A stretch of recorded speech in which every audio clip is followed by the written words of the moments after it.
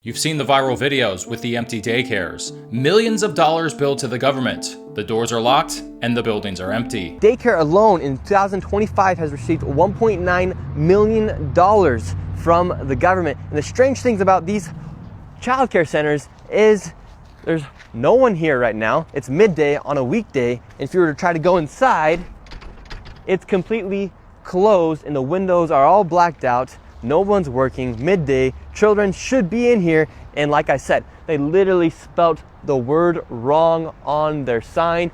This is open and blatant fraud taking place here inside of Minnesota. Hundreds of millions of dollars of fraud in Minnesota by people primarily of Somali descent. The luxury honeymoons paid for by your tax dollars. A honeymoon in the Maldives, a fleet of luxury cars. Here's a box with more than $270,000 in cash. And a surge from the federal government crackdown that has turned Minneapolis into a war zone.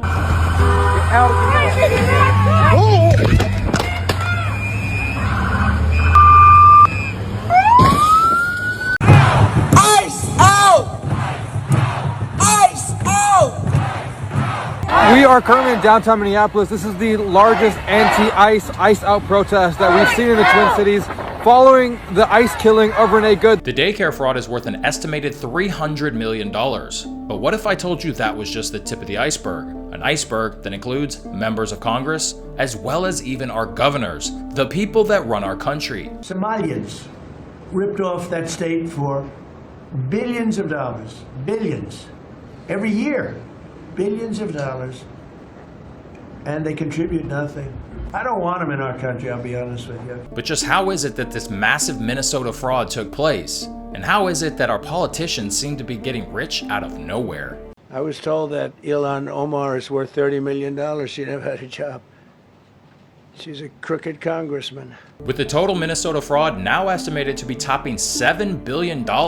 Fraud that isn't just happening right now, but fraud that stretches all the way back to 2021 during COVID-19 times.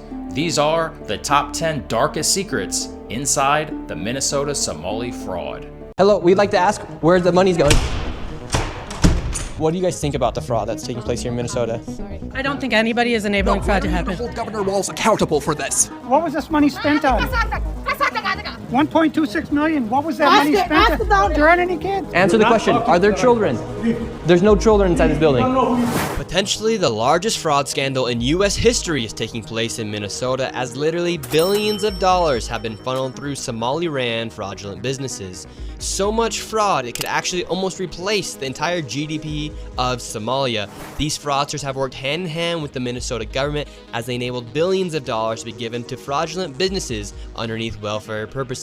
Some of this money eventually landed in the hands of terrorist groups in Somalia like the Al-Shabaab, and others enriched themselves all at the U.S. taxpayers' expense. How is the FBI working that, and what can you tell us tonight, given the plethora of reporting and the defensive posture of both the mayor and the governor of Minnesota, Tim Walz? What I can tell you is the FBI let out on an investigation, and we publicized it months ago. We've got 78 people that have been arrested pursuant to our investigation along with the interagency, and that investigation is very much ongoing. We are not finished. It was one of the largest fraud scams ever committed in the state of Minnesota history, and we are going to continue to interview and subpoena anyone involved with this case. It is very much ongoing. To understand the sheer scale of this, you have to understand the organization behind it. It wasn't Feeding America. It was a local Minnesota nonprofit called Feeding Our Future, ran by executive director, but now convicted, Aimee Bock. In 2019, the group was a pretty small operation, receiving about $3.4 million in government aid.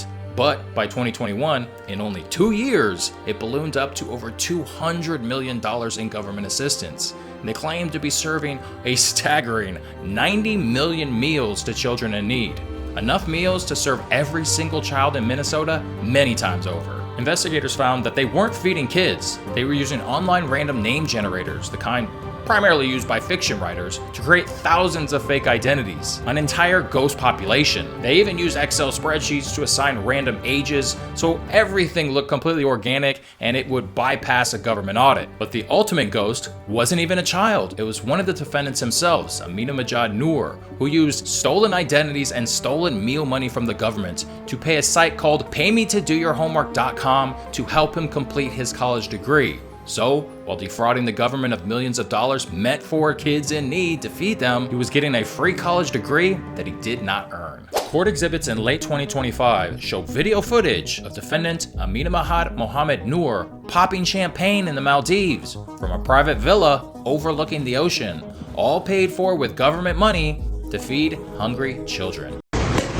While the stolen funds were meant to feed hungry children in Minnesota, the defendants were living like royalty, taking honeymoons to the Maldives. The dark secret isn't that they went to the Maldives, it's that they were so confident that they would not get caught that they actually filmed themselves popping champagne in a $3,000 a night oceanfront villa, all using these same cell phones that they used to submit the fraudulent invoices. When the FBI seized their devices of these vacation videos, it serves as star evidence in court, showing the sharp contrast of where the government money was actually going. The quality Learing Center sign became a viral joke because of the misspelling. But the dark secret isn't the sign itself, it's what the sign represents. A total collapse in government oversight, despite the red flags of Learing being spelled incorrectly.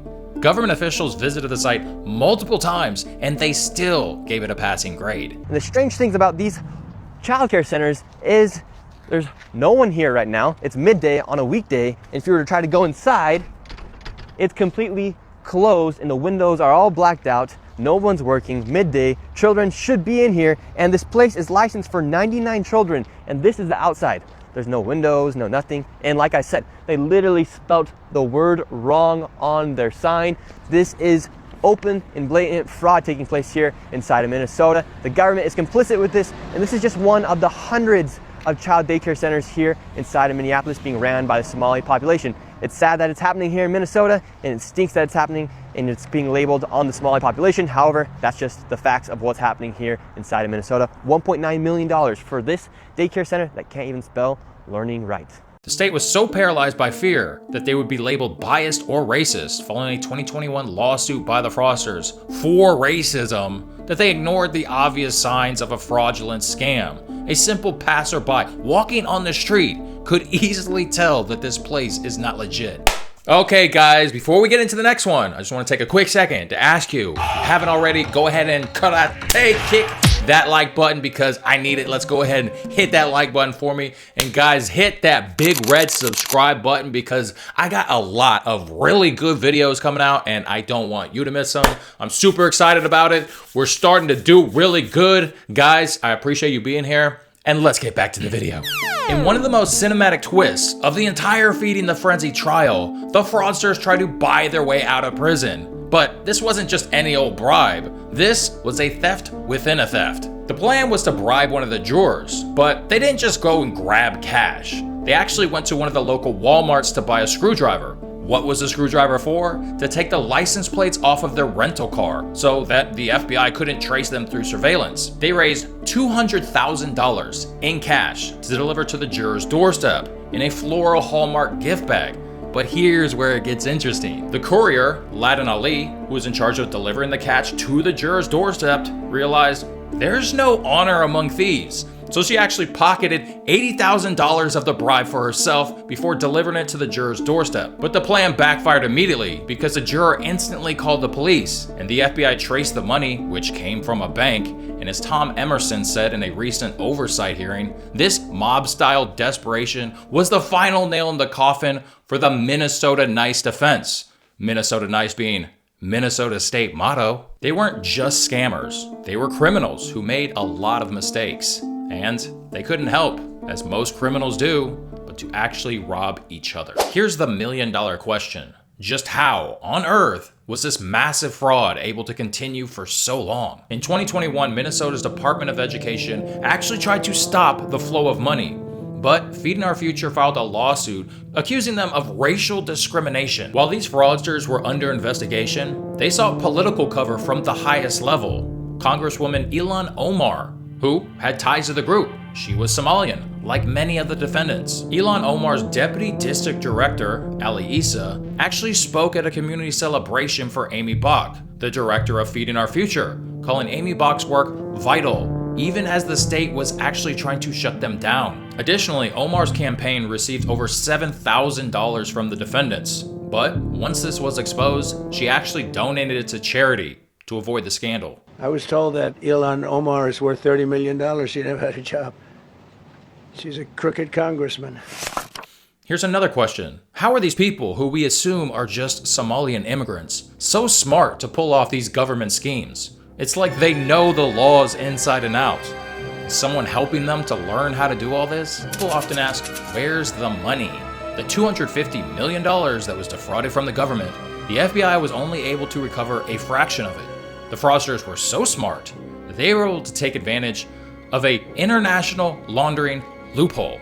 Yeah, millions of dollars weren't just spent. They were actually wired to places like Kenya, Turkey, and Dubai to buy apartment complexes and beachfront property. Not apartments, whole apartment complexes, because these assets are held in countries that do not have reciprocal seizure agreements with the United States government. This stolen taxpayer money is actually safe and untouchable, providing a permanent fortune for their families overseas. It's gone. So how did they figure that one out?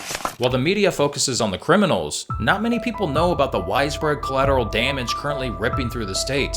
In December of 2025, YouTuber Nick Shirley posted a viral video claiming widespread Somali fraud in these daycares. In the Trump administration, they turned to the nuclear option. The administration cut off $185 million in childcare aid to all of Minnesota. So they didn't just target these Somali-owned ghost daycares. They cut it off for everyone, which effectively cut off the lifeline for all of the child care assistance program for the entire Minnesota state. The Trump administration has paused more than $129 million in federal help to Minnesota, including SNAP food assistance, affecting more than 450,000 people in the state. Federal officials say they're concerned about fraud and the oversight of some programs run by the state. A video that showed a man being refused entry after trying to visit daycare centers in the state went viral, leading many to speculate that the centers were scam operations. State inspections found that most of the daycare centers in the viral video were in fact licensed and operating normally, and they did not find evidence of fraud tied to those claims. Minnesota officials have filed lawsuits to stop some of the funding cuts, saying that it hurts families who depend on federal assistance, especially food support for low-income families. The freeze is currently bankrupting thousands of law-abiding Somali-owned businesses, not just the illegitimate ones. And because they operate on razor-thin margins, these businesses need government assistance to pay things like their staff and their rent, so it's really creating a childcare vacuum essentially. Overnight, 23,000 children and 12,000 families have lost their care. Critics argue this is not just about fraud. It's about dismantling the economic infrastructure in these communities under the guise of oversight. So, what do you think about this? The viral Nick Shirley videos makes these buildings look like nothing more than empty storage units with misspelled signs. But it's not just that these buildings were empty. It's the state's record paradox. At the exact moment that Shirley is filming these videos in front of these abandoned looking buildings, the state's digital dashboards has these buildings listed as at 100% capacity and in good standing. But Minnesota's oversight was living in a parallel reality. A digital paper trail was paying places like Quality Learing Center $1.9 million last year alone. And local residents said that they hadn't seen a children enter the doors in years. The state system was so broken that it was essentially auto-paying the invoices. This proves that the fraud wasn't just a few bad actors. It was a total system and state level failure. The state was using 1990s era monitoring for 2026 level scammers. By the time the state finally updated their system from active to closed, the money was already gone. We arrived and it was an industrialized building, and there was 2 daycares registered at that building. And the first thing I noticed is all the windows are blacked out, and there's no footprints in the snow of any children. There's no playgrounds or anything that would make it look like it's a child care. But above me, a sign read, open 7 a.m. to 10 p.m. But there was nobody there. The doorbell did not even work. And then we continued to go to other daycares, and we noticed the same pattern. No children, blacked out windows, and one daycare, a learning center, spelled Quality Learing Center instead of Quality Learning Center. They had received $1.9 million, yet with that $1.9 million, they could not even spell Learing right on their sign. The massive arrival of over 2,000 federal agents in the Twin Cities in early 2026 was labeled a fraud crackdown. But the dark reality of Operation Metro Surge was it's basically just a legal pretext to establish this. The presence of ICE enforcement and removal officers suggested maybe a slightly different agenda. The fraud investigation provided the probable cause to bypass sanctuary laws and enter thousands of homes and businesses that were previously protected. This friction turned out to be fatal on January 7th of 2026 when Renee Good, a 37-year-old mother and bystander, was filming federal agents from her car on Portland Avenue, less than a mile away from where George Floyd was killed. Now, in the chaos of the surge, they were ordering her to get out of the car, and she was actually trying to flee from the situation, and unfortunately, she was shot and killed in broad daylight.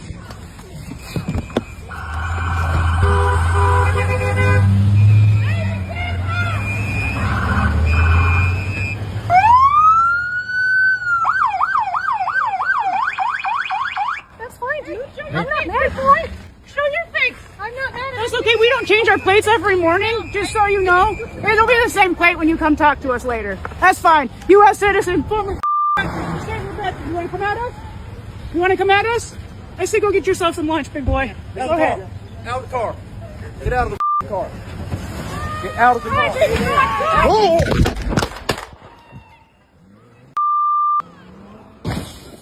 Operation Metro Surge turned out to not be the scalpel for fraud that it was intended to be. It actually turned out to be a sledgehammer for mass deportation that unfortunately ended in tragic confrontation that the state is still reeling from with massive protests. There's well over 10,000 people now in downtown Minneapolis, and honestly, I don't know where most of these people came from. They just literally came out of nowhere. Yellow buses were dropping people off, things like that. Everybody's yelling ICE out. It is very cold, negative 30 degrees here in Minnesota, and all these people are out today. Crazy. The number one darkest secret of this entire saga isn't just the $250 million that was stolen from Feeding Our Future. It's what we haven't actually even uncovered yet. So while the public remains focused on Feeding Our Future or some of the daycare fraud, FBI Director Kash Patel announced early in 2026 that the investigation is actually entering a brand new, much darker phase. Boy, these are rough characters. These are all criminal, illegal aliens that, in many cases, they're murderers, they're drug lords, drug dealers, they're the mentally insane. There's some of them who are brutal killers, they're mentally insane. They're killers, but they're insane. These are just in Minnesota. California, it's worse. In other states, it's worse. Now, Minnesota, the crime is incredible. The financial crimes are incredible. And the problem is because of the agitators and insurrectionists, whatever you want, troublemakers, but they're paid agitators and insurrectionists. Nobody talks about the fact that $19 billion at a minimum is missing in Minnesota, given to a large degree by Somalians. They've taken it. Somalians, can you imagine? And they don't do it. A lot of very low IQ people, they don't do it. Other people work it out, and they get them money, and they go out and buy Mercedes-Benzes, and they come from here, they have no money. They never had money. They never had a life. They never had a government. They never had a country, because there's basically no country. Somalia is not even a country. They don't have anything that resembles a country. And if it is a country, it's considered just about the worst in the world. They come here and they become rich and they don't have a job. According to a bombshell whistleblower report presented in Congress by Majority Whip Tom Emmer, the Minnesota Nice culture of oversight didn't just fail one program. It actually failed 14 different government aid programs. And those apparent frauds alleged actually include stuff like Medicaid, include housing, food programs, autism centers, daycares, and so much more. And they actually estimate the fraud could actually now be exceeding $9 billion with a B. This is gonna sound pretty crazy, but apparently over 1,000 different state working employees, as well as community leaders, have come forward to expose this network of fraud. Now, according to them, for over a decade, Minnesota's social safety net, the government-assisted programs, were treated like an open ATM for these criminal networks. As Kash Patel warned just weeks ago, the food scandal is just the tip of the iceberg. And if these reports are actually true, then Minnesota hasn't just been looted. but its entire government infrastructure, the people that run the state and governments, are actually compromised. And if you can't trust the government, then, you know, who can you trust? Now, unfortunately, it's actually the state's most vulnerable people that are actually going to be paying the biggest cost, because they're going to be losing all of their aid, essentially. Okay, guys, that's going to do it for today. I hope you had as much fun as I did. I really enjoyed making this video, and I hope you guys enjoyed it too. If you haven't already, go ahead and chop that like button. And guys, make sure you subscribe to the channel. I got a lot of really good videos that I'm making right now, and they're coming out soon. So make sure you subscribe. And of course, guys, I will catch you on the next one. Peace.